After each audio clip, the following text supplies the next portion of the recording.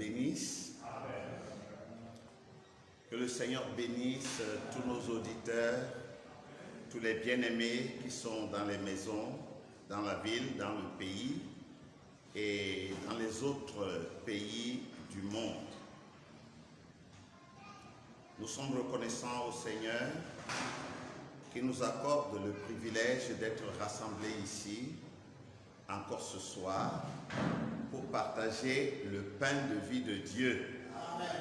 Que le Seigneur vous bénisse. Levons-nous pour un mot de prière.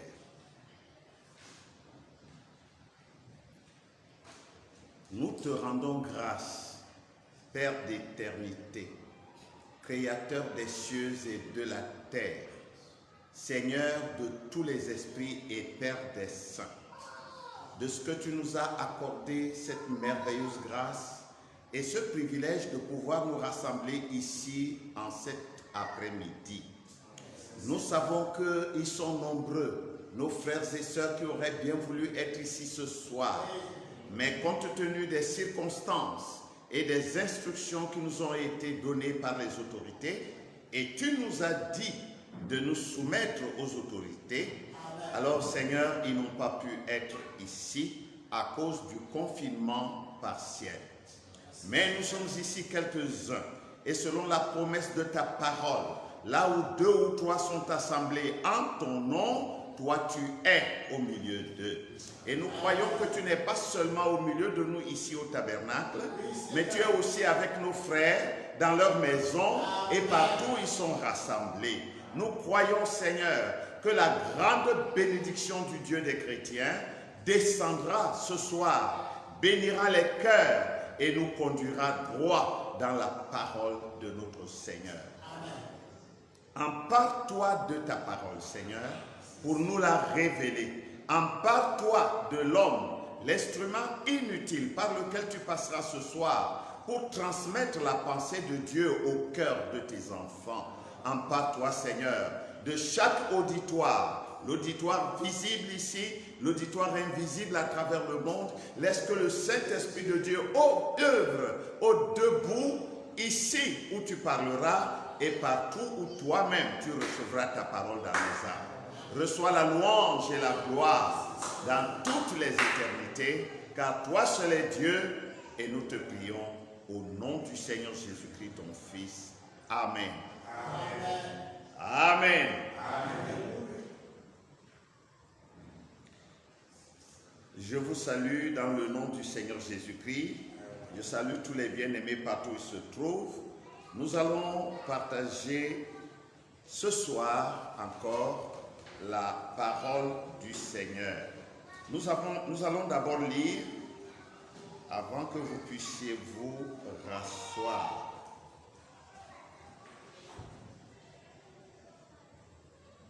Nous prenons nos Bibles dans le livre des Nombres, chapitre 1er. Nous lirons du verset 49 au verset 54. Nombres, chapitre 1er, du verset 49 au verset 54. Nous lirons ensuite Nombres, chapitre 2. Et je vous donnerai les versets au fur et à mesure parce que nous ne lirons pas tout le chapitre. Nombres, chapitre 1er, verset 49 à 54. Il est écrit: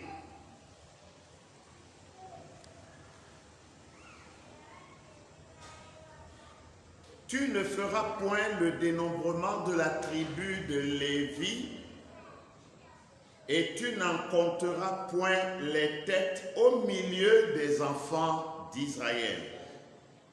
Remets aux soins des Lévites le tabernacle du témoignage, tous ses ustensiles et tout ce qui lui appartient. Ils porteront le tabernacle et tous ses ustensiles, ils en feront le service, et ils camperont autour du tabernacle. Quand le tabernacle partira, les Lévites le démonteront. Quand le tabernacle campera, les Lévites le dresseront, et l'étranger qui en approchera sera puni de mort. Les enfants d'Israël camperont chacun dans son camp, chacun près de sa bannière, selon leur division. Mais les Lévites camperont autour du tabernacle du témoignage, afin que ma colère n'éclate point sur l'assemblée des enfants d'Israël. Et les Lévites auront la garde du tabernacle du témoignage. Les enfants d'Israël se conformèrent à tous les ordres que l'Éternel avait donnés à Moïse. Ils firent ainsi. Nous allons lire maintenant Nombre chapitre 2. Nous lirons d'abord du verset 1er au verset 3. L'Éternel parla à Moïse et à Aaron et dit: les enfants d'Israël camperont chacun près de sa bannière, sous les enseignes de la maison de ses pères. Ils camperont vis-à-vis et tout autour de la tente d'assignation. À l'orient, le camp de Juda, avec sa bannière et avec son corps d'armée. Là camperont le prince des fils de Juda, Nachshon, fils d'Aminadab. Nous allons sauter et nous irons au verset 10, juste pour acheter le temps, mais vous pourrez tout lire vous-même après. Verset 10. Au midi, le camp de Ruben, avec sa bannière et avec ses corps d'armée. Là camperont le prince des fils de Ruben, Élissour, fils de Chédéou. Nous sauterons pour lire le verset 17. Ensuite partira la tente d'assignation avec le camp des Lévites placé au milieu des autres camps. Ils suivront dans la marche l'ordre dans lequel ils ont campé, chacun dans son rang, selon sa bannière. Verset 18. À l'Occident, le camp d'Éphraïm, avec sa bannière et avec ses corps d'armée. Là camperont le prince des fils d'Éphraïm, Élishama, fils d'Amioud. On dit camperont parce qu'il y a d'autres qui camperont aussi, mais nous ne sommes pas en train de lire les autres qui campent avec le prince. Nous sautons pour le verset 25. Au nord, le camp de Dan, avec sa bannière et avec ses corps d'armée. Là camperont le prince des fils de Dan, Aïézer, fils d'Amishadaï, et son corps d'armée composé de 62 700 hommes d'après le dénombrement. Nous allons au verset 33, nous lirons les versets 33 et 34.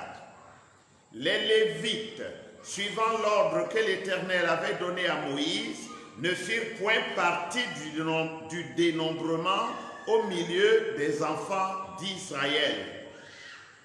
Verset 34. Et les enfants d'Israël se conformèrent à tous les ordres que l'Éternel avait donnés à Moïse. C'est ainsi qu'ils campaient selon leur bannière, et c'est ainsi qu'ils se mettaient en marche, chacun selon sa famille, selon la maison de leur père. Que le Seigneur bénisse sa parole. Amen. Veuillez vous asseoir, bien-aimés. Nous venons de terminer une série de réunions sur le thème « Les 7 noms composés de Jéhovah pour la rédemption ». Bien entendu, mes collaborateurs, certains d'entre eux, reviendront sur le même thème, comme disait quelqu'un, pour glaner, n'est-ce pas, dans le champ de Boaz. Il y a la moisson et il y a le glanage. Les moissonneurs avancent, les glaneurs suivent. Il faut que tout soit terminé à temps pour la fête de la moisson. Amen.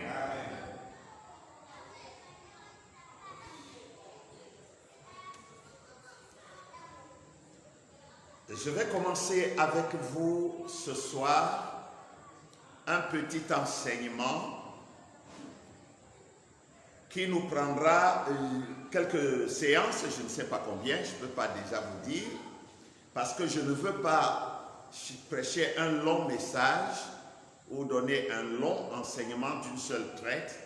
J'aimerais sectionner cela pour que ceux qui suivent ne se fatiguent pas aussi, surtout ceux qui suivront en différé.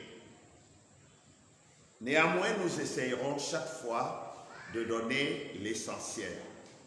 Il s'agit d'un enseignement.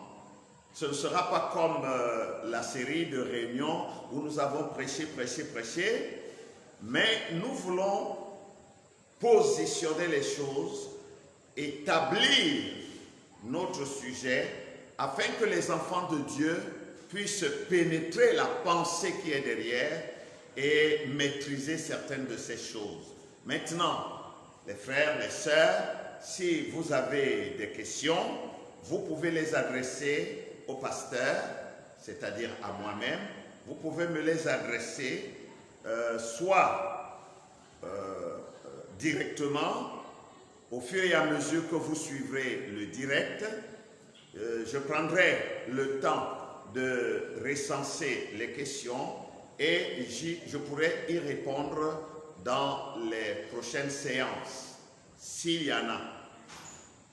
Ou alors vous pouvez me les envoyer à mon WhatsApp, c'est le plus 237 6 99 02 35 92.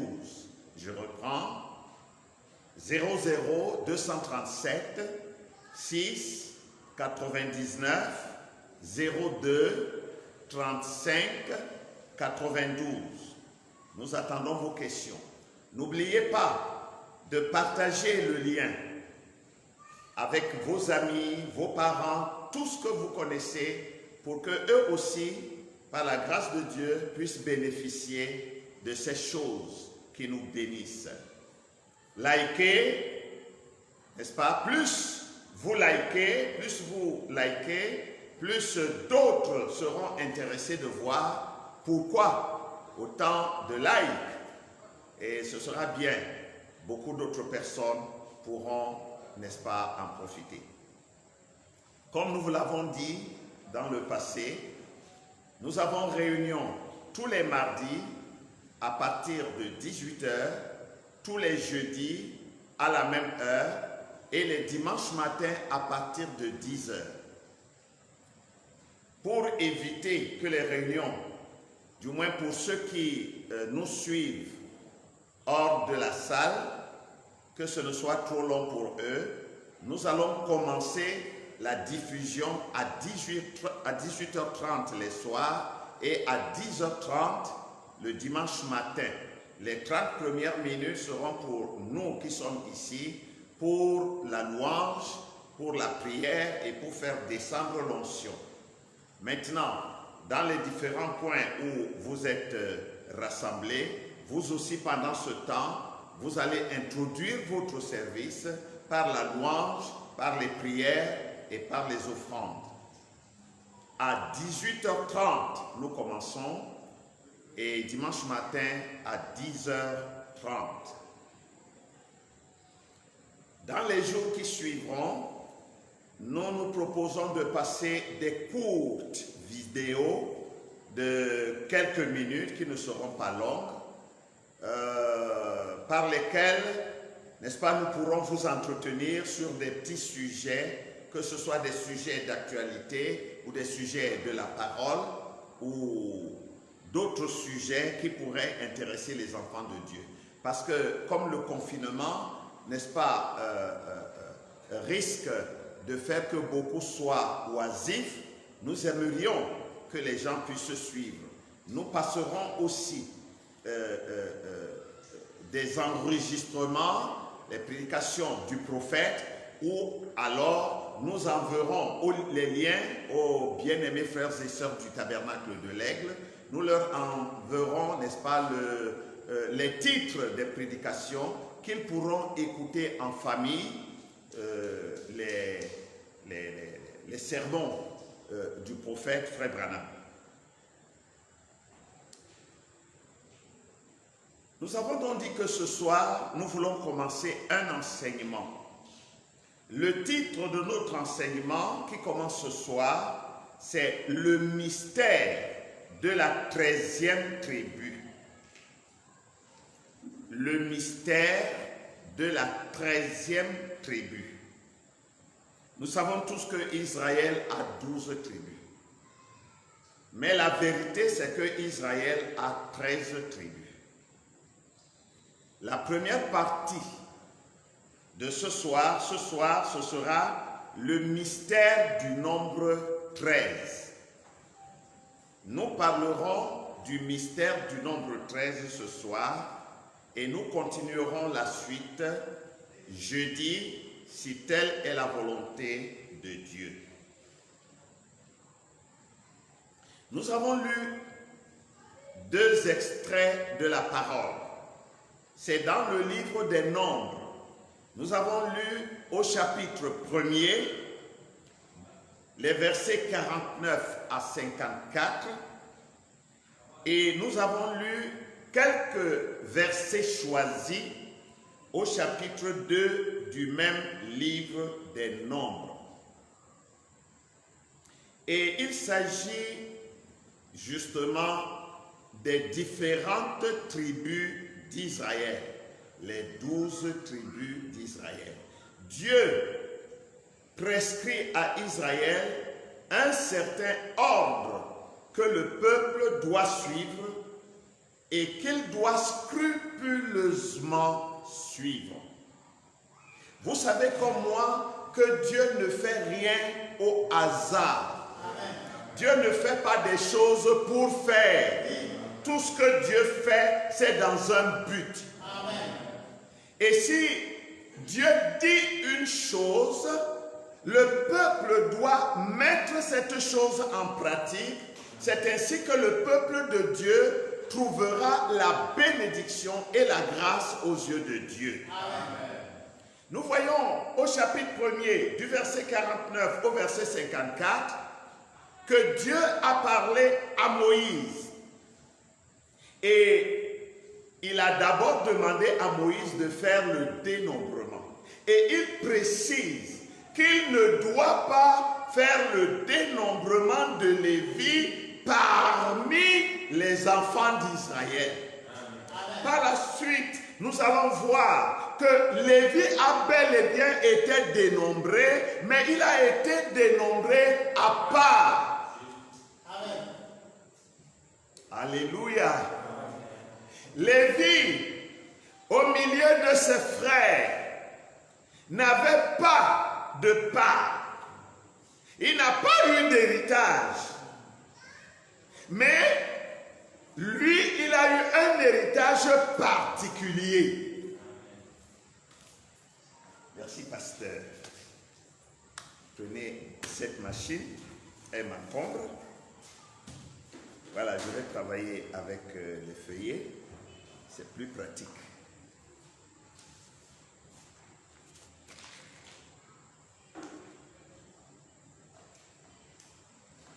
Donc, Lévi n'a pas été dénombré avec ses frères. Et Dieu dit à Moïse que Lévi a un travail particulier. Parce que c'est Lévi qui devait prendre soin du tabernacle du témoignage et de tous ses ustensiles et de tout ce qui appartenait à ce tabernacle. Amen. Lévi devait donc avoir aussi une position particulière.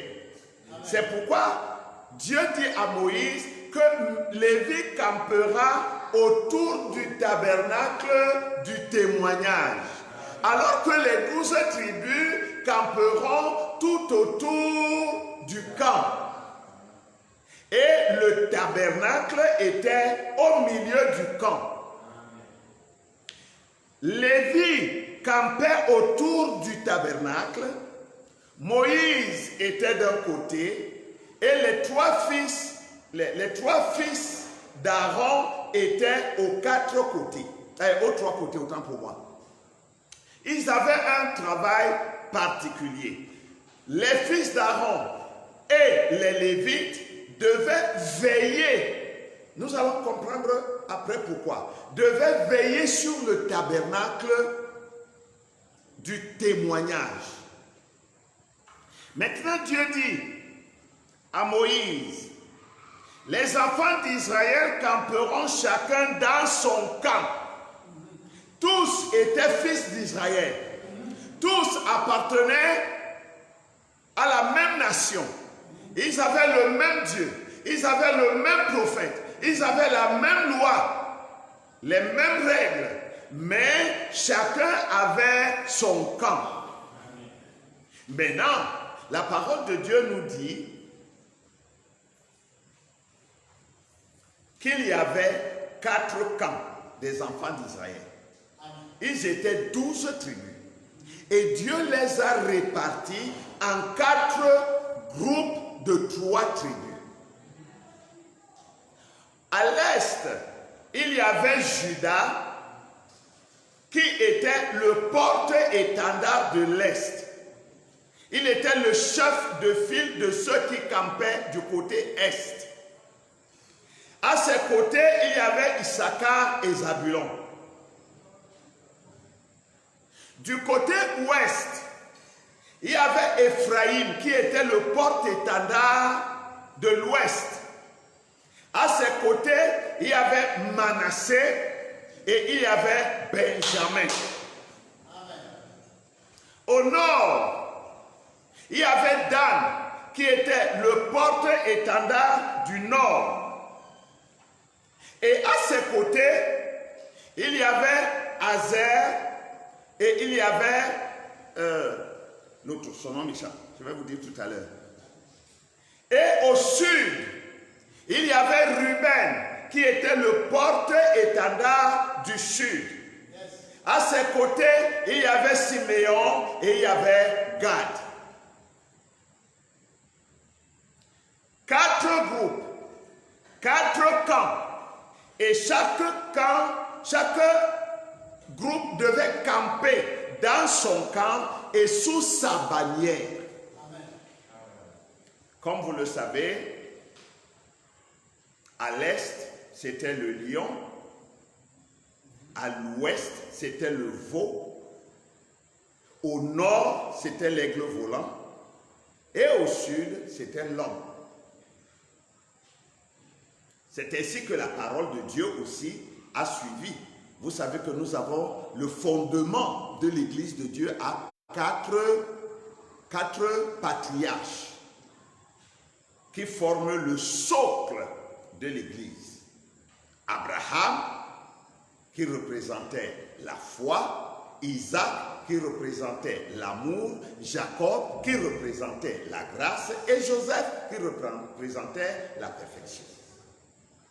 De même, dans le Nouveau Testament, nous trouverons Matthieu, nous trouverons Marc, nous trouverons Luc.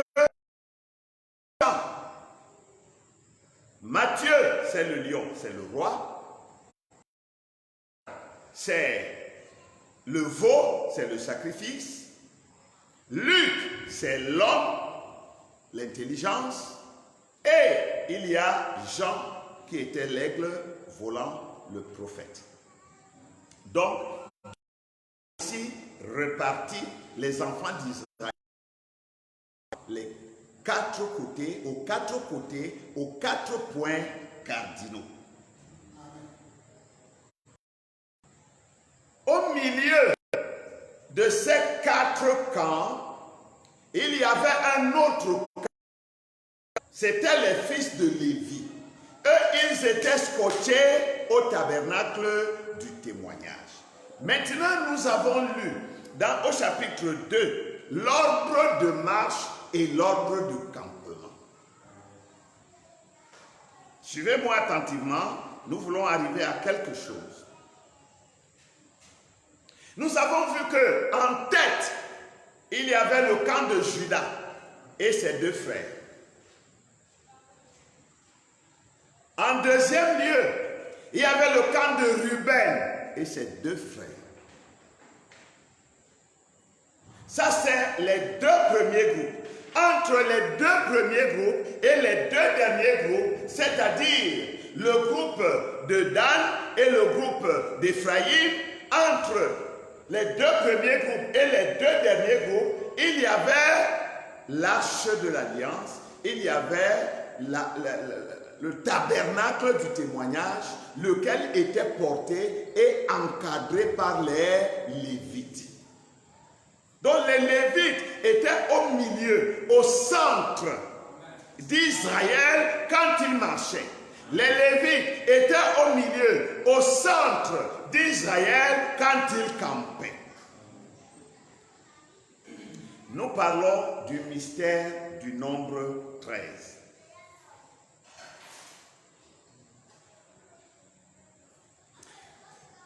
Dieu est dans la numérologie. Dieu est dans les nombres. D'abord, tous les nombres sont créés par Dieu. Personne n'a rien créé si ce n'est pas Dieu. Tous les nombres sont créés par Dieu. Parmi ces nombres, il y a des nombres parfaits de Dieu et il y a d'autres nombres qui s'appliquent à d'autres réalités.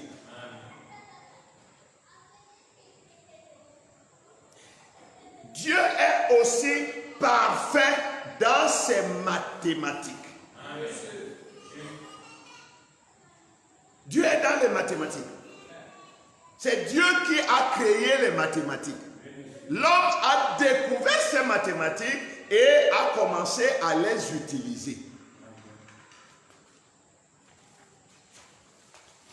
Nous pouvons voir. Nous voulons lire Frère Branham. Dans le message, le 7e sceau. 7e sceau, paragraphe 76. Frère Branham dit: croyez-vous aux mathématiques de Dieu? Si vous n'y croyez pas, vous devez certainement vous y perdre dans ... Vous vous y perdrez certainement dans la parole. Si vous commencez à mettre un 4 ou un 6 ou quelque chose d'autre que les mots situés correctement dans leur ordre mathématique. Frère Branham dit que si vous ne croyez pas les mathématiques de Dieu, vous vous y perdrez. Et vous vous perdrez dans la parole. Donc il est important de connaître les mathématiques de Dieu parce que Dieu est dans les mathématiques. Dieu travaille avec les nombres. Le prophète continue, il dit: vous vous retrouverez certainement avec le tableau d'une vache en train de brouter de l'herbe au sommet d'un arbre quelque part. Certainement que vous n'aboutirez à rien. En effet, Dieu ne... toute sa parole au complet fonctionne dans un ordre mathématique. Amen. Toute la parole de Dieu de Genèse chapitre 1 verset 1 jusqu'à Apocalypse chapitre 22, le dernier verset, toute la parole de Dieu fonctionne dans l'ordre des mathématiques. Oui, c'est parfait. Ce qu'il y a de plus parfait, il n'y a aucune autre œuvre littéraire qui a été rédigée comme elle, c'est-à-dire comme la Bible, comme la parole de Dieu, si parfaite d'après les mathématiques. Amen. Écoutons encore le prophète. Nous sommes dans l'introduction aujourd'hui, le mystère du nombre 13.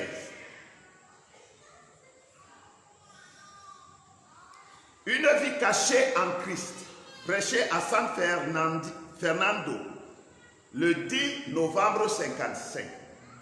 J'espère que les frères et sœurs prennent des notes.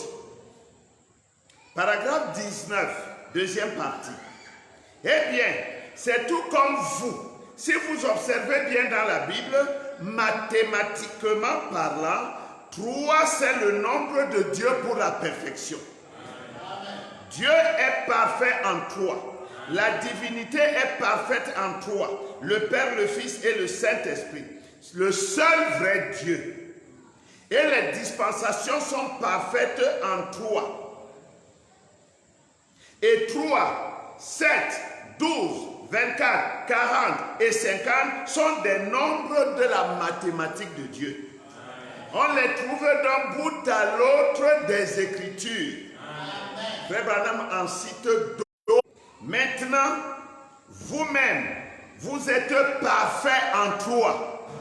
L'âme, le corps, l'esprit, l'eau, le sang et l'esprit. Ces 3 choses qui sont sorties de son corps constituent la nouvelle naissance.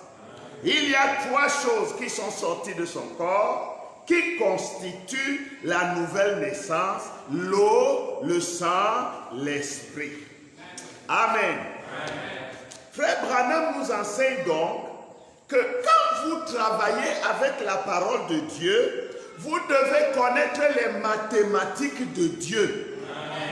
Parce que Dieu est dans ses mathématiques et Dieu est parfait dans les mathématiques. Frère Branham dit dans le message de Jéhovah Jireh, prêché à Louisville, le 3 avril 64, au paragraphe 158. Dieu est parfait en 3, adoré en 7, mis à l'épreuve en 40, et les jubilés, c'est 50. Oh, tout ce que vous désirez accomplir, toute la Bible entière marche selon une mathématique. Quelqu'un dit amen à ça. Oui, mes frères. Donc, les nombres, parce que la mathématique est composée de nombres, et les nombres ont une signification devant Dieu. 1, c'est l'unicité de Dieu. 2, c'est la dualité. 3, c'est la perfection de Dieu. 4, c'est le jugement ou encore la délivrance. 5, c'est la grâce. 6, c'est le nombre de l'homme. 7, c'est le nombre de l'achèvement. 8, c'est l'éternité. Ainsi de suite. Vous avez 11 qui est le reste. Vous avez 12 qui est l'élection. Vous avez 13 qui est le nombre de la femme. Et c'est de cela que nous parlerons. Vous avez les 24 c'est la louange. Vous avez 40, c'est la tentation ou l'épreuve. Vous avez 50, le jubilé, et ainsi de suite. Tous ces nombres ont des significations en Dieu. Amen.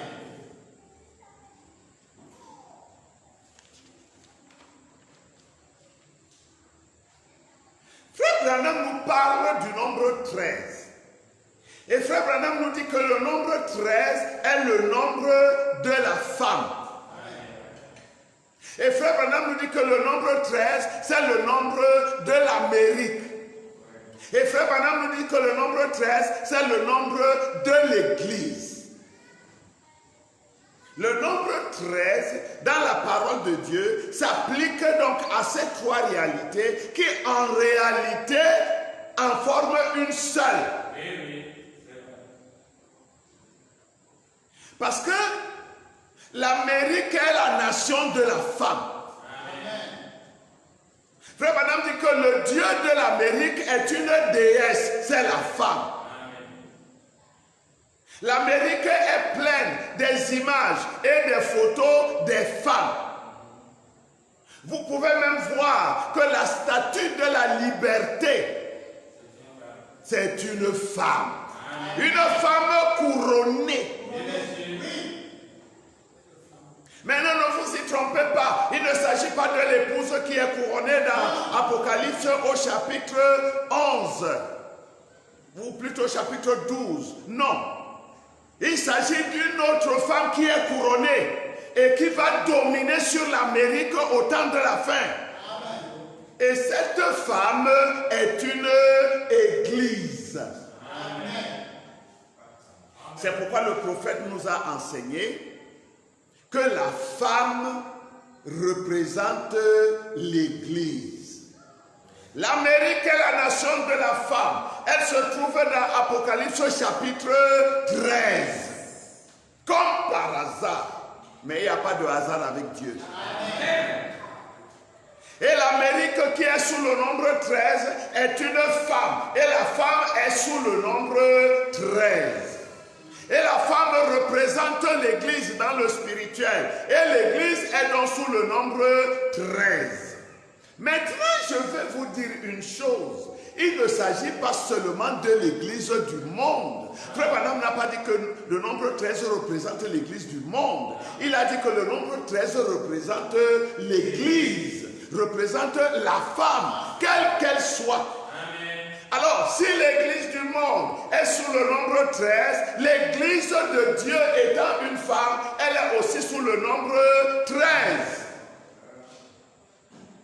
Vous savez que ces deux églises marchent de front, parallèlement. Chacune d'elles a une origine et une destination. Et chacune d'elles se dépêche à atteindre sa destination. L'église de l'Antichrist est en train d'évoluer rapidement pour atteindre sa destination. Parce qu'ils ont déjà, eux, depuis connu leur réveil. Oui. Mais l'église, l'épouse de Christ, qui elle aussi est partie de l'éternité de Dieu, elle aussi court vers sa destination pour rentrer à la maison avec son époux. Amen. Elle aussi, elle est fichée sous le nombre 13.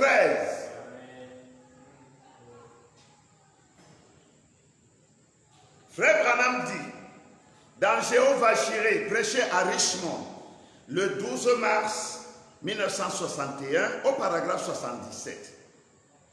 Et j'ai dit, ensuite, j'ai vu une femme très puissante se lever aux États-Unis. En effet, celle-ci est une nation des femmes. Les États-Unis, l'Amérique est une nation des femmes. Il y a la photo de la femme sur la monnaie. Tout est femme ici, en Amérique. C'est vrai. C'est une déesse. Non pas vous, les femmes chrétiennes. Non, non, mes sœurs. Non pas vous, les femmes chrétiennes. Je ne parle pas de ... Laissez ce petit papillon descendre la rue ici, avec tous ses shorts et tout. Elle peut faire plus de dégâts à l'église du Dieu vivant parmi les hommes que tous les débits de boissons à travers le pays. Amen. C'est vrai. C'est un ... L'Amérique est une nation des femmes. On a des photos des femmes. Son nombre c'est 13. 13 colonies, 13 rayures, 13 étoiles, 13. Tout est 13, 13. Et c'est une femme. Voyez? J'ai vu une grande femme s'élever, belle à voir, mais d'un cœur cruel et méchant. Et ce sera une église. Amen. L'Amérique, une femme. La femme, une église. Cette femme est très belle, mais elle est très méchante et cruelle. Son cœur est comme le cœur du diable. Amen. Et elle est en route maintenant. Dites Amen. Amen. Elle est en route maintenant. Frère Branham le dit en 1961. Nous sommes en 2020. Elle doit être où? Frère, elle est déjà sur le terrain maintenant. Que Dieu nous vienne en aide. Le nombre 13, c'est un nombre hautement significatif. Essayons de voir un peu, rapidement pour ne pas traîner trop, dans les Saintes Écritures, le nombre 13. Nous savons tous que Jacob, malgré qu'il eut 12 fils, il a quand même eu 13 enfants. Amen. En dehors des 12 fils, Jacob a eu une fille du nom de Dina. Amen. 13 est une femme. Amen. Voyez un peu, lorsque Israël sort d'Égypte, Israël traverse le désert. Quand Israël arrive et traverse le Jourdain, quelque chose d'étrange l'attend. Nous en parlerons l'une de ces fois. Israël a en face de lui la grosse pierre de Jéricho. Parce que c'était bâti avec des pierres partout. Or, Jéricho était en travers du chemin d'Israël. Israël était en route pour la terre promise. Et Israël voulait entrer en possession de son héritage. Voilà Jéricho qui se met en travers de la route d'Israël.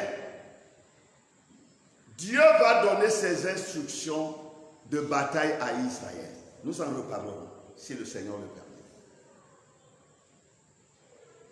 Et nous voyons que quand la guerre va commencer, Dieu dit à Josué, faites le tour de la ville. Le premier jour, faites un tour sonné des trompettes.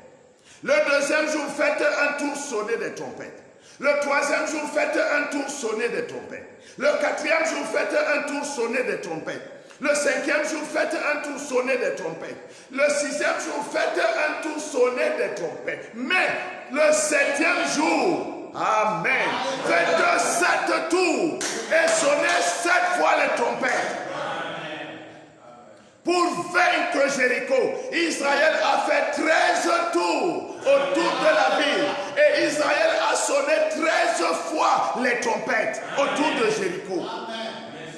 13, ce n'est pas un hasard. Amen. Amen. Amen. Le mystère du nombre 13. Le nombre 13 est plein dans les Écritures. Nous n'allons pas prendre tout ce qu'il y a dans les Écritures sur le 13. Nous avançons, nous donnons juste quelques exemples. Vous pouvez remarquer que même les églises, Dieu a eu 13 églises. L'avez-vous remarqué? Dieu a eu 13 églises, 13 âges de l'église. C'est surprenant, mais c'est ça. Je dis les âges de l'église, il y en a eu 13.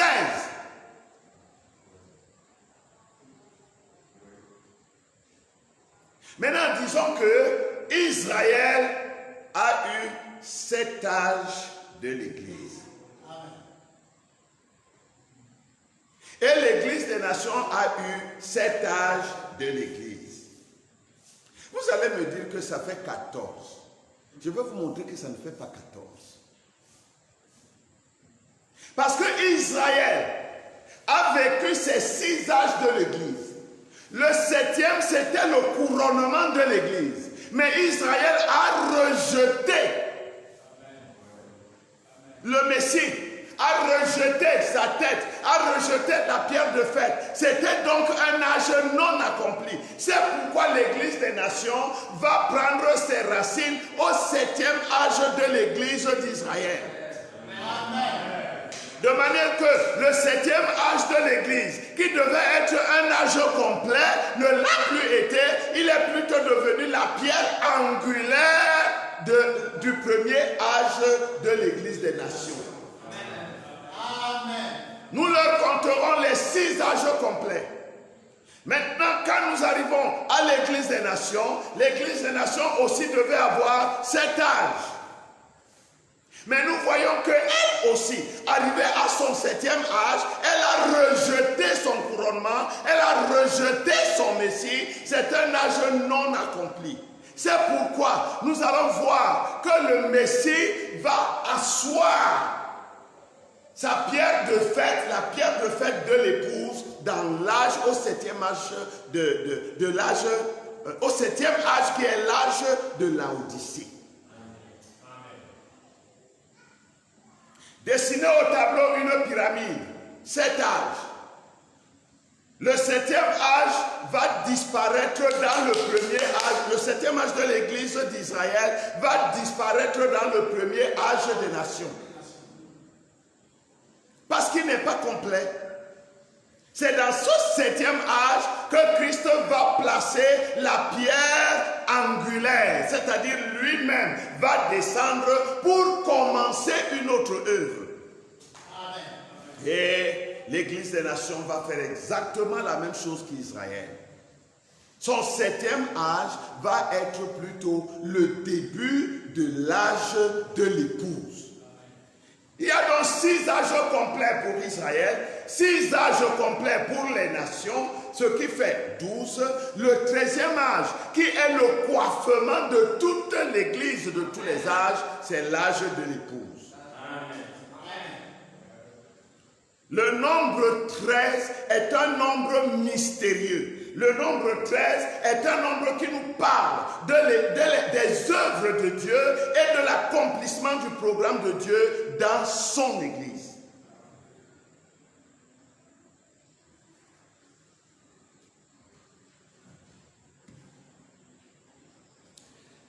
Lisons ceci.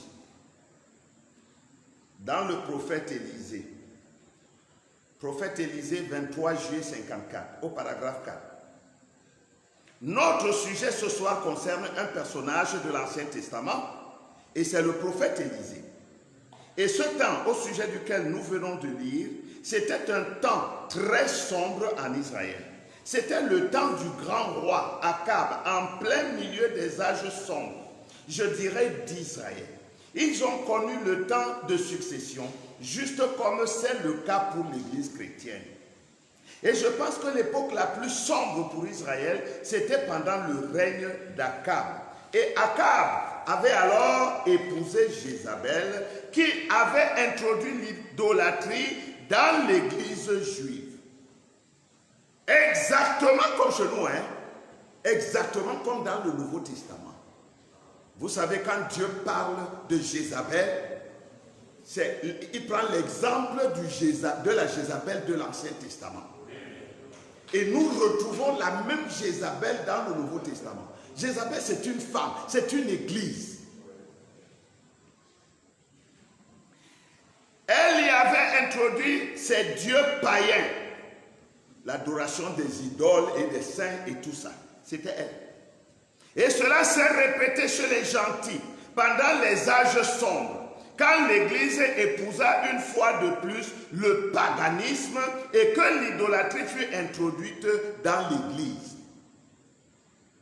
Après le nicolaïsme, le balamisme. Après le balamisme, le jézabélisme. L'Église s'est jetée dans l'idolâtrie et à ce moment-là, l'Église est morte.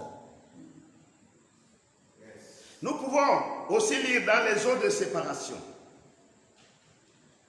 Prêché le 21 janvier 55, paragraphe 21, Frère Branham dit, remarquez, là-dedans donc, il y avait le bois de cèdre, l'hysope et le bois cramoisi. Ainsi, le bois de cèdre, le cramoisi, l'hysope, tout cela était mis ensemble. En fait, nous pouvons voir la dispensation de Père, Fils et Saint-Esprit tout en un, ainsi de suite. Si nous avions le temps d'aborder cela, mais il se fait tard et je n'ai pas de temps.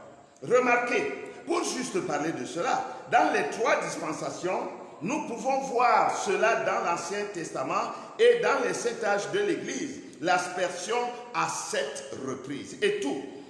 Et examiner ces filets de sang-là, Les 7 différents filets représentaient les 7 âges de l'Église. Israël dans le naturel et l'Église des gentils dans le spirituel. 7 âges de l'Église, exactement la même chose. Et Israël a eu 7 âges de l'Église. C'était tout à fait à son apogée qu'Akab est venu et a épousé cet idolâtre. Et il a introduit l'idolâtrie. Et il a amené l'idolâtrie en Israël. L'Église chrétienne a fait la même chose pendant les âges des ténèbres. Et elle est apparue et s'est unie à la même chose. Et a introduit l'idolâtrie dans l'Église chrétienne une fois de plus. Vous voyez, c'est vrai, parfaitement, pendant son Moyen-Âge. Donc, Israël a eu 7 âges, dont le 7e n'était pas accompli. 6 âges complets. L'Église chrétienne a eu 7 âges, dont le 7e ne fut pas accompli. Donc, le 7e âge de l'Église d'Israël a été le fondement du premier âge de l'Église chrétienne. Et le 7e âge de l'Église chrétienne a été la fondation, n'est-ce pas, de l'Église épouse. Dans Vision de Patmos, au paragraphe 195, Frère Branham dit: maintenant, remarquez aussi que du temps d'Élie, quand les gens ont rejeté Élie comme prophète, ce petit fil de l'âge de l'Église d'autrefois. Un de ces jours, j'aborderai cela et je vous montrerai qu'Israël aussi a eu 7 âges de l'Église qui sont le type exact de ceux-ci. Et du temps d'Élie, dans son âge de l'Église, ils le rejetèrent et il se passa 3 ans et demi sans pluie. Et ce vieux prophète a dit que les cieux ressemblaient à de l'airain. Le jugement divin était sur les nations parce qu'elles avaient rejeté Dieu et avaient écouté Jézabel. Amen. Amen. Donc le nombre 13 va et revient. Il fait le tour de toute la Bible. Pourquoi? Parce qu'il représente quelque chose de précieux aux yeux de Dieu. Qu'est-ce qu'il représente? L'épouse de Christ. Et comme j'ai souvent dit, tout ce qui est dit dans la Bible, tout ce qui est écrit dans la Bible, tout ce qui s'est manifesté ou qui s'est passé dans la Bible, c'est dans un seul but. Amen. C'est pour ressortir l'épouse de Christ. Amen. Si Dieu a créé les anges, c'est pour le bien de l'épouse. Si Dieu a créé les montagnes, les vallées, les mers, les déserts, c'est pour le bien de l'Église. Si Dieu a même laissé que Lucifer devint un démon, pour le bien de ceux qui aiment Dieu. Et ceux qui aiment Dieu, c'est seulement l'épouse. C'est l'épouse qui aime Dieu.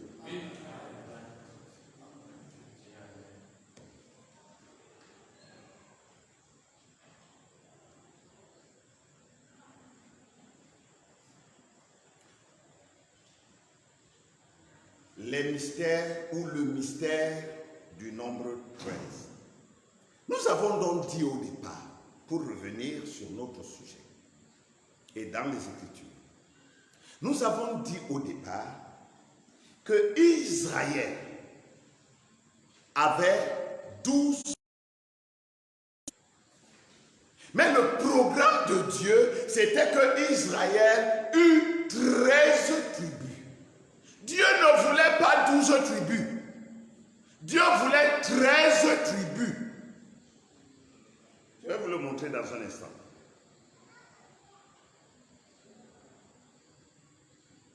Pour en arriver là, nous savons que Jacob a eu 12 fils.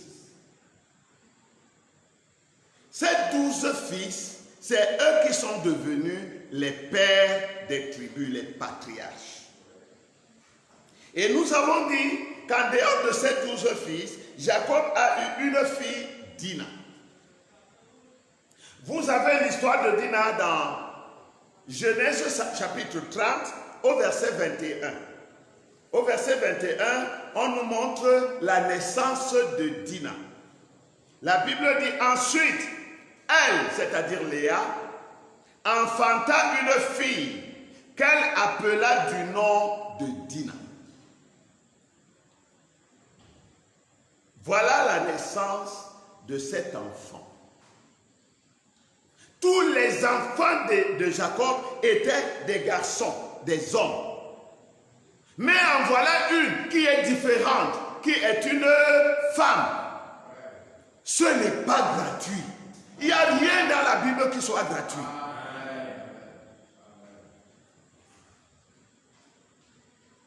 Et quand vous lisez l'histoire de Dina, c'est au chapitre 34, du verset 1er au verset 31, vous pourrez lire cela à la maison. L'histoire nous raconte que pendant que Jacob et sa famille étaient dans les vallées de Moab, Dina est sortie pour aller voir les filles du pays. C'est l'erreur capitale que Dina avait commise. Dina était la fille d'un prophète. Dina était la fille de Jacob. Dina était du peuple élu. Dina était une princesse dans la maison de son père.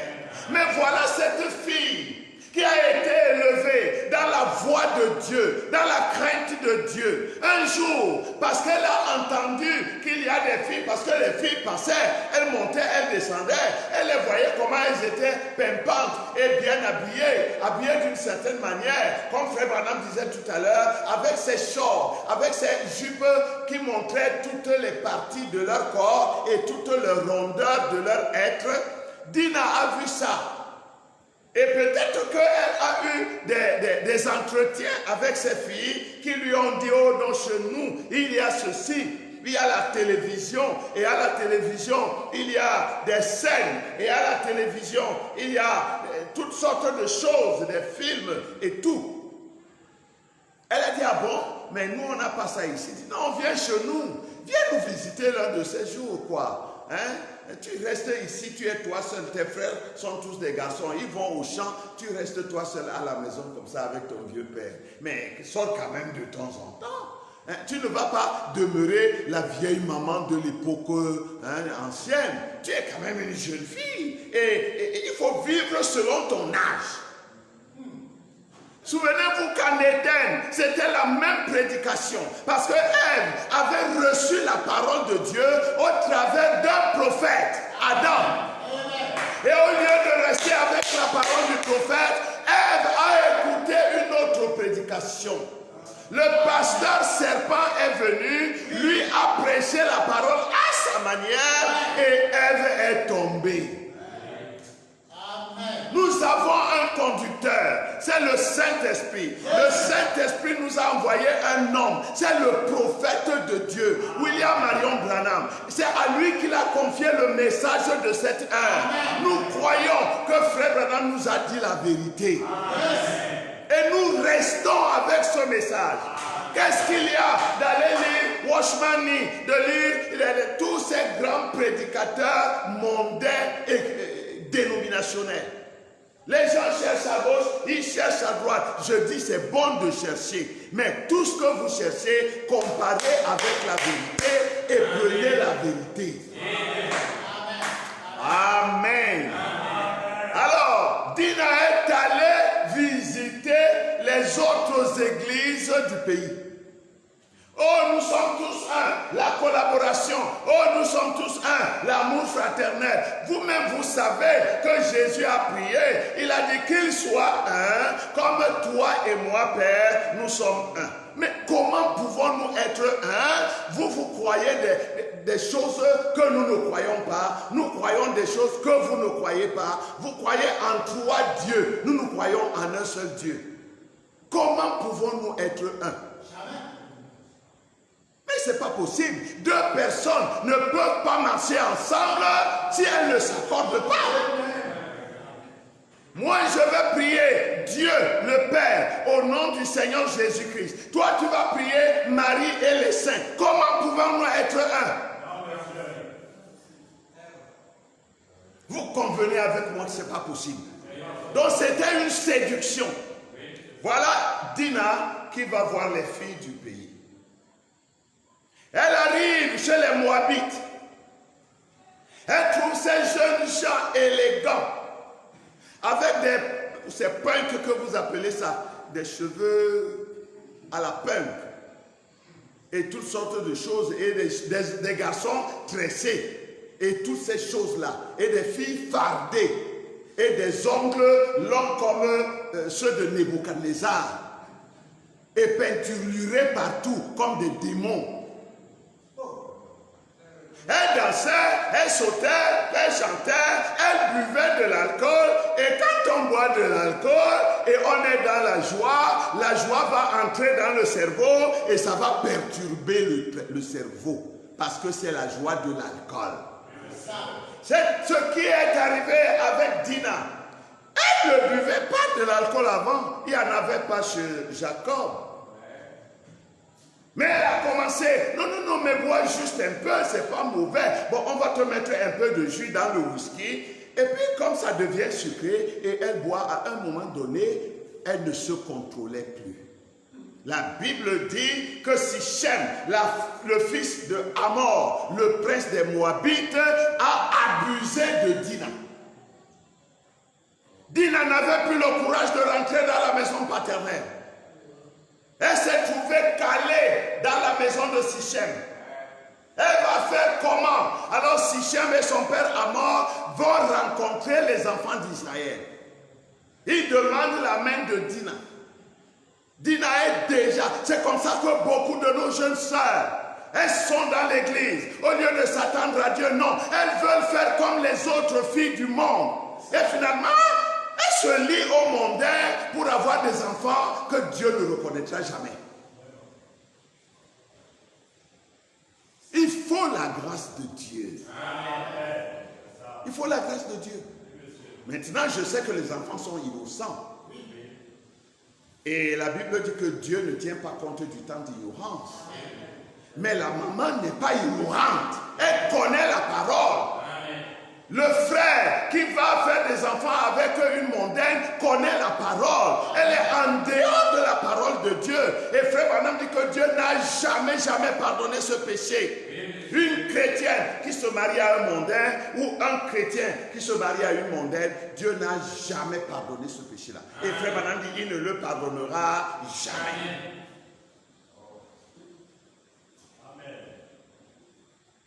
Alors les enfants de Jacob ont joué aussi de ruse. Les enfants de Jacob disent à Hamor et à son fils Sichem, ok, mais nous ne pouvons pas vous donner notre sœur parce que nous sommes circoncis. Vous n'êtes pas circoncis. Si vous voulez prendre notre sœur, alors vous aussi, vous devez vous circoncire. C'était la ruse. Ils ont dit oui, nous sommes d'accord. Ils sont allés faire une campagne d'évangélisation dans leur grande église moabite là-bas. Ils ont dit oh, faisons comme ces gens-là. Vous savez, quand ils prêchent, ils disent Amen, ils disent Alléluia, ils disent Alléluia, ils disent Hosanna, etc. Shalom. Et ils ont commencé à faire ça là-bas. Ils se sont fait circoncire là-bas. Ils ont pris le baptême au nom du Seigneur Jésus-Christ sans croire au vrai Dieu, sans même connaître qui est le Seigneur Jésus-Christ. Parce qu'ils ne connaissent pas le Seigneur Jésus-Christ. Ils connaissent le corps, la chair de Jésus. Ils connaissent. Mais ils ne connaissent pas qui est Jésus-Christ. Alors, la Bible dit que lorsqu'ils se sont fait circoncire tous les mâles de cette grande église de Moab, le 3e jour, la douleur était dedans. Alors, Lévi et Siméon, son frère, sont sortis, l'épée à la main. Ils ont passé au fil de l'épée tous les hommes de Moab.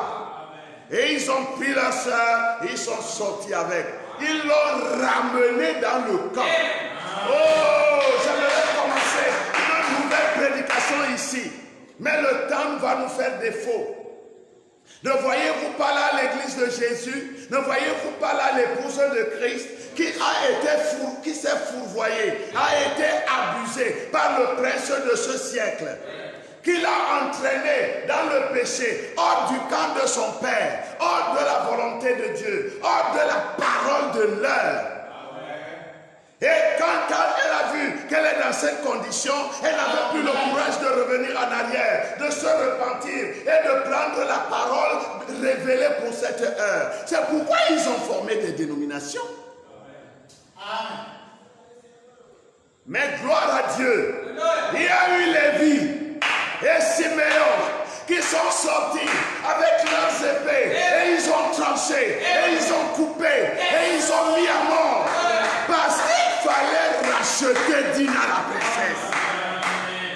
Oh, elle a été abusée, mais le sang pouvait la racheter. C'est pourquoi ces garçons, ils ont mis à mort tous ces hommes, tous ces Moabites. Leur sang a servi d'offrande pour le rachat de Dina. Alléluia. Voyez-vous comment Lévi symbolise le Seigneur Jésus-Christ? Lorsque les enfants de Dieu étaient prisonniers, captifs dans le monde, sous l'égide du prince de ce monde, le Seigneur Jésus-Christ est descendu avec son épée à la main.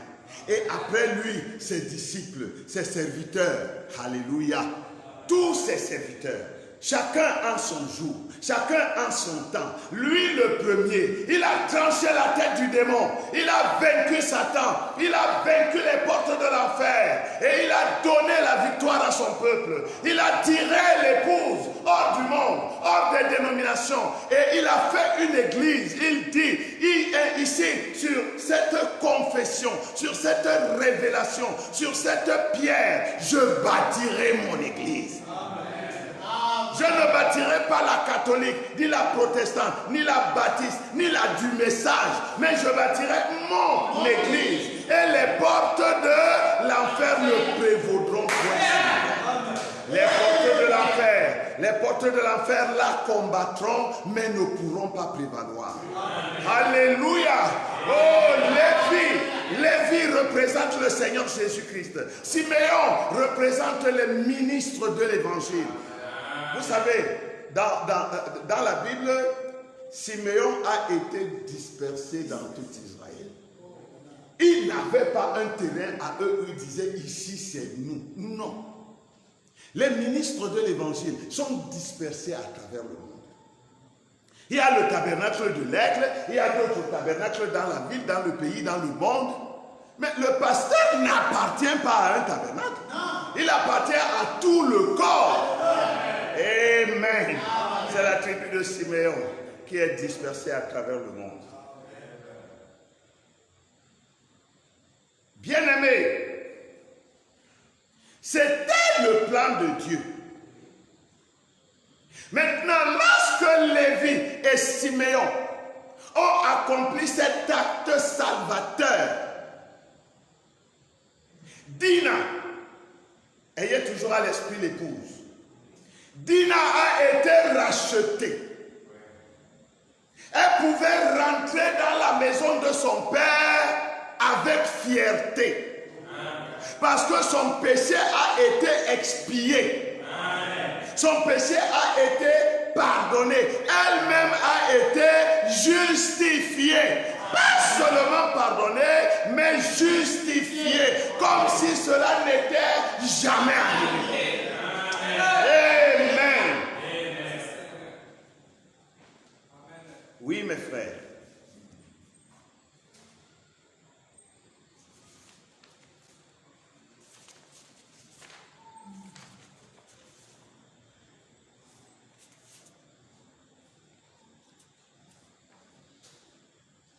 Nous voyons donc Dina,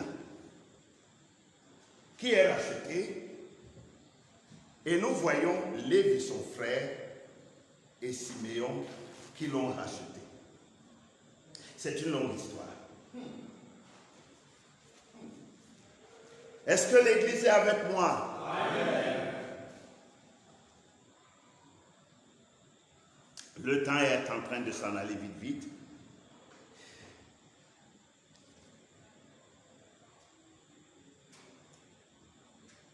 Maintenant, observez.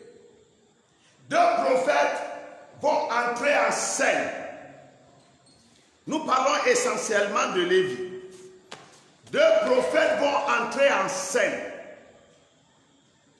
D'abord, le prophète Jacob. Quand il bénit ses enfants dans Genèse chapitre 49, au verset 5 et 7,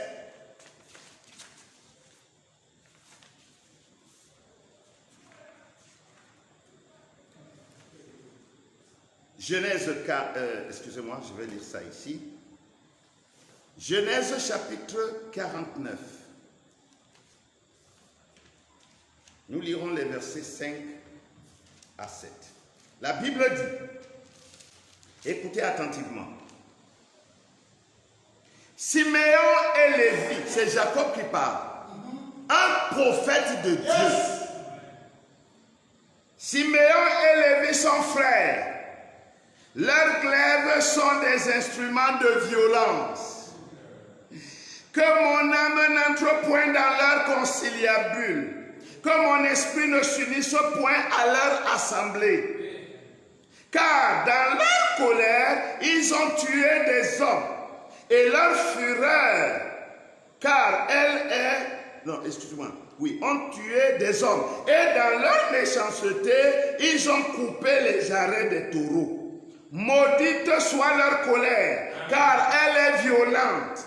Et leur fureur, car elle est cruelle. Je les séparerai dans Jacob et je les disperserai dans Israël. Voilà la prophétie du prophète Jacob à l'endroit de Siméon et Lévi. Je ne veux pas m'unir à leur conciliabule. Je ne veux pas me joindre à leur assemblée. Qu'ils soient dispersés en Israël. Les Lévites sont toujours dispersés. Et les Siméonites sont toujours dispersés. Mais attendez. Dieu va faire quelque chose. Amen. Et nous avons dit que Lévi représente Jésus, le Seigneur Jésus-Christ. Quand le Seigneur Jésus-Christ vient sur la terre, il fait une œuvre salvatrice. Mais qu'est-ce qui arrive? Il est rejeté. Son propre père le prend, le met sur la croix et le laisse mourir. Vous ne dites pas Amen. Le Père même du Seigneur Jésus-Christ décrète sa mort. Jésus pleure, il prie, il crie, mais le ciel est des reins. Le Père ne répond pas. Rejeté jusqu'à la mort et même à la mort de la croix. Comme un malfaiteur. Et pourtant c'était pour le salut. Mais il fallait cela. Il fallait cela. Amen. Alors arrive un autre prophète. Une notion supérieure. Le prophète Moïse. Le plus grand prophète d'Israël. Je veux dire de l'Ancien Testament. Moïse était le plus grand prophète de l'Ancien Testament. Mais le plus grand prophète d'Israël, c'était Jean-Baptiste. Un autre prophète vient, Moïse. Écoutez ce qu'il va nous dire. Deutéronome chapitre 33, nous lirons les versets 8 à 11, parlant de Lévi. Écoutez, écoutez. Sur Lévi, il dit, Moïse, il dit, les Toumim et les Urim ont été confiés à l'homme saint. Alléluia. Oh, le Seigneur Jésus, lorsqu'il est ressuscité de la tombe, après avoir donné sa vie, le Père qui avait fermé les yeux et les oreilles sur ses cris, maintenant, après l'avoir ressuscité, il l'élève au-dessus de tous les cieux.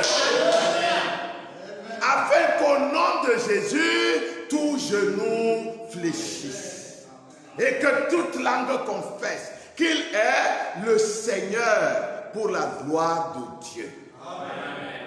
Les Toumim et les Urim ont été confiés à l'homme saint que tu as tenté à Massa et avec qui tu as contesté aux eaux de Mériba.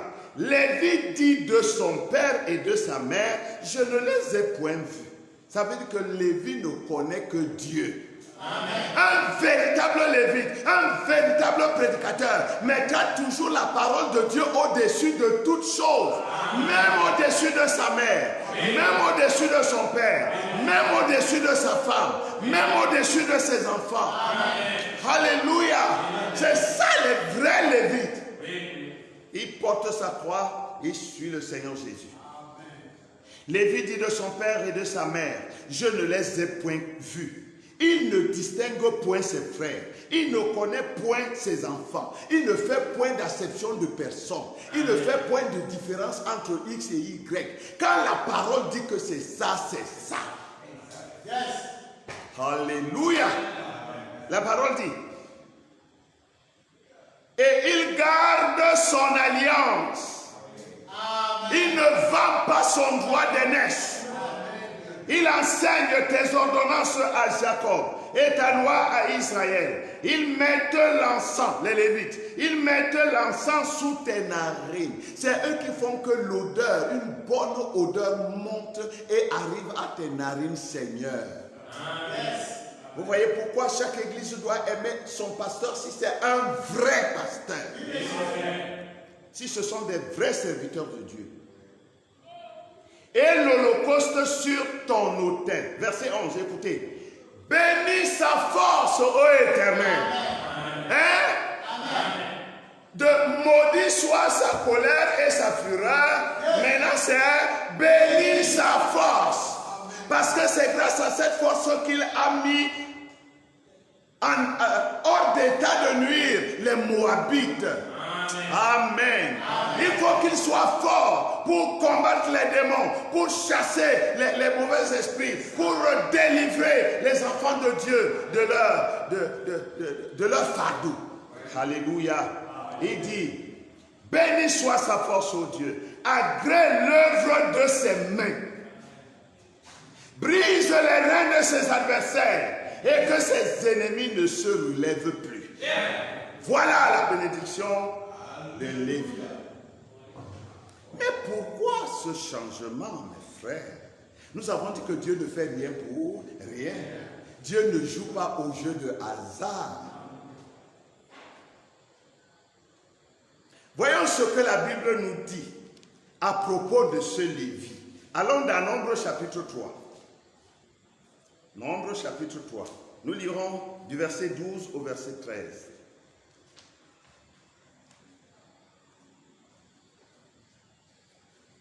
Nombre chapitre 3, du verset 12 au verset 13. Il est écrit.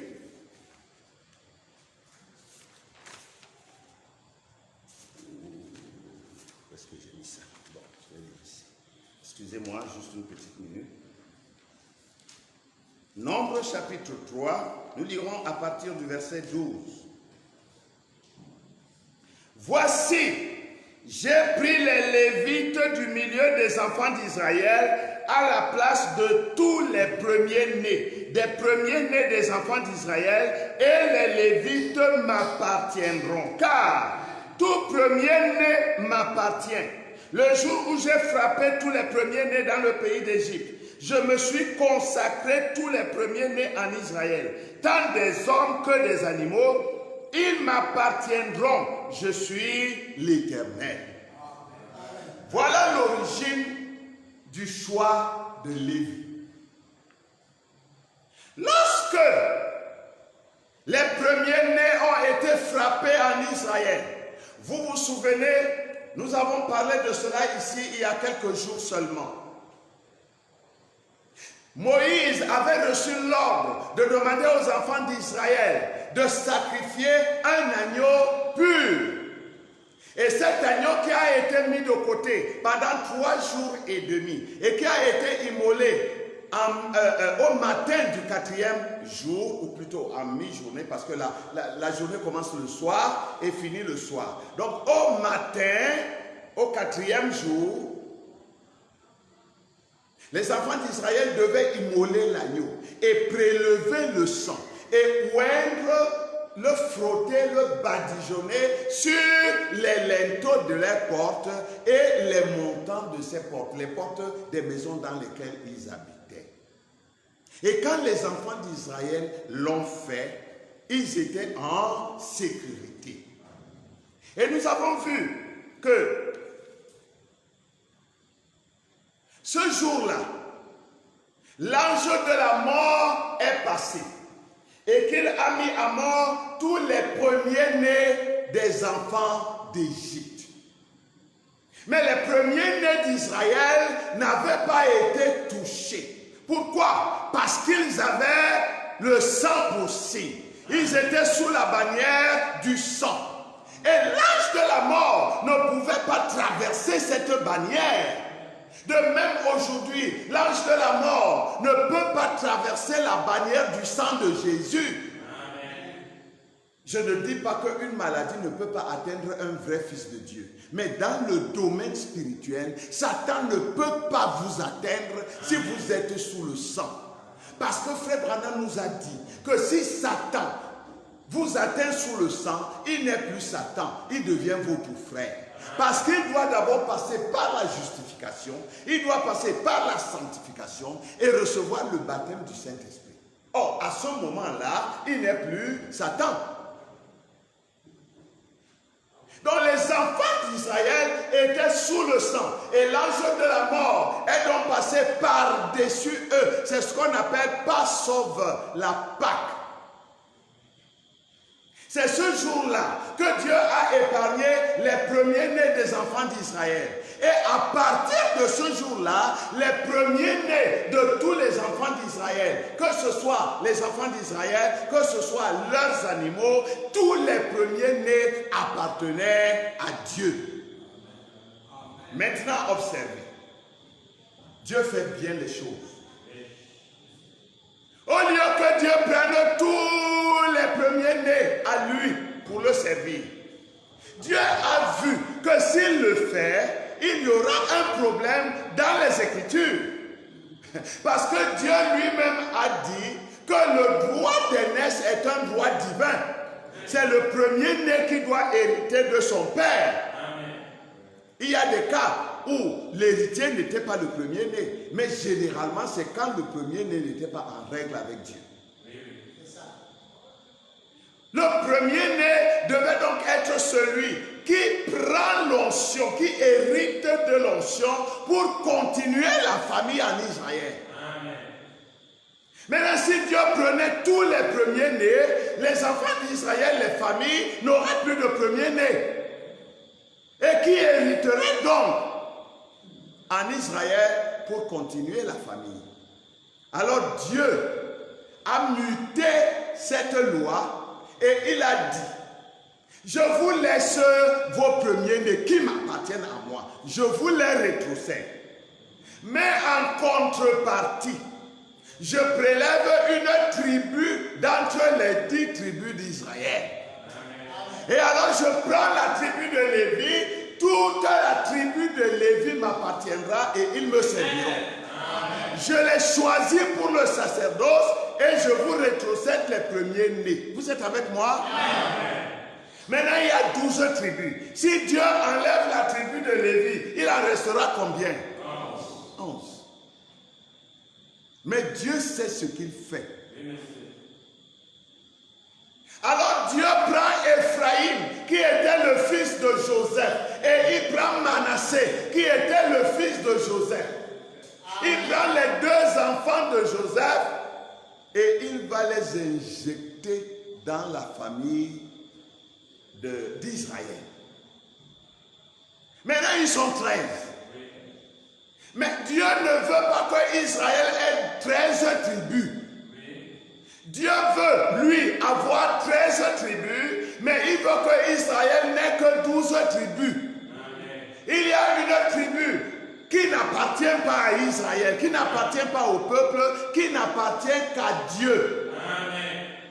Dieu va donc enlever Joseph. Il va mettre à la place de Joseph Ephraïm et à la place de Lévi Manassé. Vous êtes avec moi? Amen. De 12, il enlève Lévi, il enlève Joseph, il reste 10. Il ajoute Ephraïm, il ajoute Manassé, ça fait 12. Il prend quand même Lévi par derrière et il le colle à lui-même. Amen. Ça fait 13. Dites Amen à ça. Amen. Maintenant, on va arriver à quelque chose. Et Dieu voulant, jeudi, nous allons entrer en plein dans la chose même. Voilà Dieu qui se retrouve avec ses 13 tribus. Maintenant, lisons dans Deutéronome chapitre 21. Deutéronome 21. Nous avons dit que c'est un enseignement, donc nous devons lire pour prouver les choses que nous disons. Deutéronome 21 au verset 5, la Bible dit: alors s'approcheront les sacrificateurs fils de Lévi, car l'Éternel ton Dieu les a choisis pour le service, les a choisis pour qu'ils le servent et qu'ils bénissent au nom de l'Éternel, et ce sont eux qui doivent prononcer sur toute contestation et sur toute blessure. Il dit: Dieu a choisi les enfants de Lévi pour qu'ils puissent le servir lui. Les autres, chacun sert sa famille, sa tribu. Mais Lévi sert Dieu pour le peuple. Amen. Allons dans Deutéronome 33 à nouveau. Nous l'avons lu tout à l'heure. Revenons-y un peu pour voir. Deutéronome 33. Nous allons encore lire l'histoire de Lévi ici. Verset 8. Sur Lévi, Moïse dit: les Toumim et les Urim, c'est-à-dire la parole de Dieu, ont été confiés à l'homme saint. Il a été sanctifié. Amen. Tout ce qu'il a fait là-bas, qui avait irrité Jacob, n'existe plus. Amen. Il est devenu un homme saint. Un homme que l'homme ne doit pas juger. Un homme que Dieu seul peut juger. Un homme qui doit être un pont entre les hommes et Dieu. Qui prend les souffrances des hommes et leurs requêtes pour les présenter à Dieu, et qui prend la volonté de Dieu et la réponse de Dieu pour l'apporter au peuple. Un homme saint. Au verset 9, il dit: Lévi dit de son père et de sa mère: je ne les ai point vus. Il ne distingue point ses frères, il ne connaît point ses enfants, car il observe la parole et il garde son alliance. Voilà les caractéristiques d'un véritable serviteur de Dieu. Il observe la parole de Dieu. Il observe les préceptes de Dieu. Il observe le message pour prêcher le message, pour parler selon le message, pour marcher selon le message, pour vivre selon le message. Et après ça, la Bible dit, il garde son alliance, l'alliance de Dieu. Il garde l'alliance. Il enseigne tes ordonnances à Jacob et ta loi à Israël. Ils mettent l'encens sous tes narines et l'holocauste sur ton autel. Parce que quand le peuple prêche, ce sont les Lévites. Les Lévites, c'est l'épouse. Nous allons le voir prochainement. Les Lévites, c'est l'épouse. Et l'épouse, c'est le quintuple ministère. Lorsque le prophète de Dieu passe, qui lui aussi est un Éphésiens 4, il y a des gens qui enseignent que Frère Branham n'est pas un Éphésiens 4. Ce n'est pas vrai. Frère Branham est un Éphésiens 4 qui a un ministère particulier. Parce que tous les ministères du Nouveau Testament, tous les ministères du Nouveau Testament dans l'Église, ce sont les Éphésiens 4. Paul lui-même se considérait comme un Éphésiens 4. Il était un prophète parmi les prophètes, mais avec un ministère particulier. De même, Branham est un Éphésiens 4 ayant un ministère particulier. William Branham a le ministère de Christ. Amen. Mais avant d'opérer le ministère de Christ, il était un prophète dans le corps. Il était un prophète qui opérait comme un prophète majeur, compte tenu de l'envergure de son ministère. C'est comme Paul. Maintenant, en plus du grand ministère qu'il avait comme Paul, il a reçu la grâce d'opérer aussi le ministère de Christ lui-même. Tous les ministères du Nouveau Testament, dans le Nouveau Testament, vous n'entendrez pas parler de grands prophètes ou de petits prophètes. Il n'y en a pas. Il y a des prophètes. Mais chacun a son niveau. Et le niveau de Branham, c'était le top. Parce qu'il avait le ministère de Christ qui était le Dieu des prophètes. Donc, c'est eux, lorsque l'Église a des problèmes, c'est eux qui se lèvent, qui crient à Dieu et qui ramènent Dieu dans le camp. Si du moins ils sont mandatés par Dieu. Alléluia. Ainsi donc mes frères, nous allons terminer ici pour ce soir. Et Dieu voulant, nous allons continuer jeudi. Dina est donc le type de l'épouse de Christ.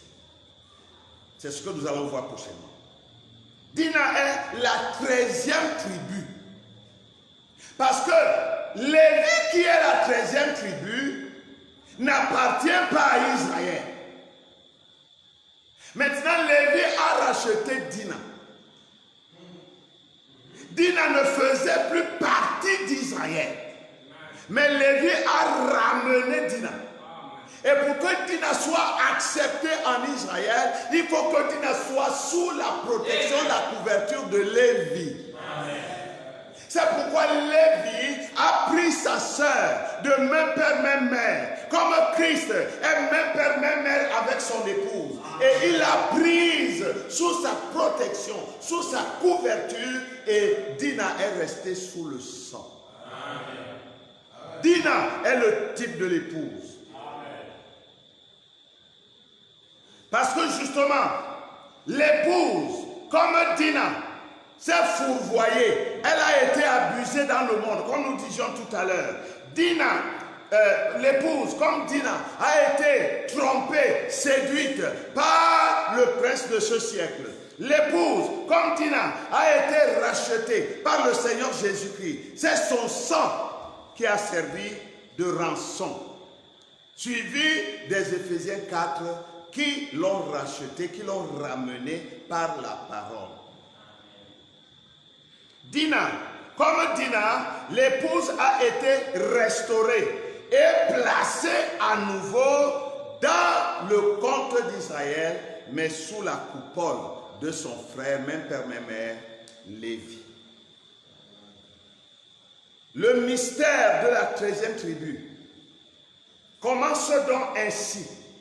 Et ce mystère va nous conduire dans le zodiaque, en haut dans le ciel, dans le firmament. Ce mystère va nous conduire dans la pyramide d'Enoch.